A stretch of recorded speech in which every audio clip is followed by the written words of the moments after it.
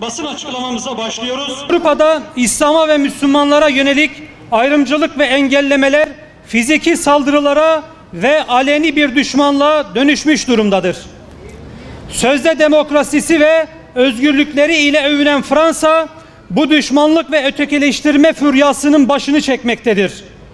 Söz konusu Müslümanlar ve İslam olunca bütün özgürlükçü ilkeleri helvadan birer puta dönüşen Fransa, kendi vatandaşı Müslümanları haklarından mahrum edebilmektedir.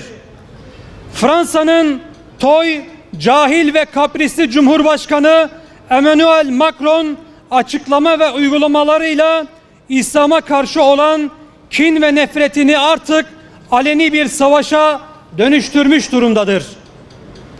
Fransa'nın hem insanlığa hem de İslam'a karşı sicili bozuktur. Son 2 asırda başta Cezayir olmak üzere Afrika'nın birçok ülkesinde İslam topraklarını işgal ve talan etmiştir. Fransa hala bunların hesabını vermemiştir değerli kardeşlerim. 2015 yılında Paris'te Charlie Hebdo'ya yapılan saldırıların ardından çıkarılan OHAL ve terörle mücadele yasası İslam'a ve Müslümanlara karşı devlet eliyle bir cadı avına dönüştürüldü. Okullarda başörtü, çarşı ve pazarda burka ve peçe yasaklandı. Müslümanların cami, dernek, lokal, okul gibi kurumların kapatılmasını adli makamların elinden alarak valilerin keyfiyetine bırakıldı. 23 ay süren OHAL ve ardından çıkarılan ayrımcılıkla mücadele kanunu ile 152 kafe, 15 mescit, 12 kültür merkezi ve 4 okul kapatıldı. Onlarca kişi gözaltına alındı ve sınır dışı edildi. Müslümanlar her tarafta ayrımcı şiddet ve tacizlere uğradı.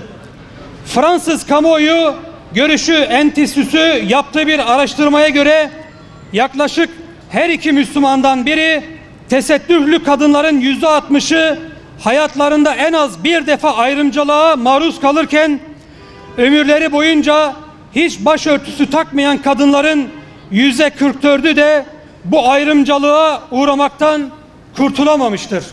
Fransa'daki bütün cami, lokal, okul ve kurumlar izin, her türlü kontrol ve ağır denetimlere tabi tutulmaktadır. Fransa ve kutsal değer, İslam'a ve kutsal değerlerine her türlü hakaret ve düşmanlık himaye görürken Filistin'i işgal eden, Filistin halkına soykırım uygulayan Siyonist rejimi eleştirmek ise antisemitizm diye yasaklanmıştır. Fransa Başkanı Macron, Fransa Müslüman adıyla kendilerine göre bir Müslüman tipi oluşturmaya çalışmaktadır. Avrupa ülkelerinde Müslümanlara mal edilmeye çalışılan şaibeli saldırılar İslam'ı batıda yok etme projesinin bir parçasıdır. Avrupa ve Fransa İslam'a karşı açtığı bu savaşı Allah'ın izniyle kazanamayacaktır. Aziz İslam'a karşı mücadele etmeye çalışanlar dün olduğu gibi bugün de kaybedenlerden olacaktır. İzzet ve irade sahibi İslam ülkeleri Fransa'nın bu İslam düşmanlığına karşı mutlaka harekete geçmelidir.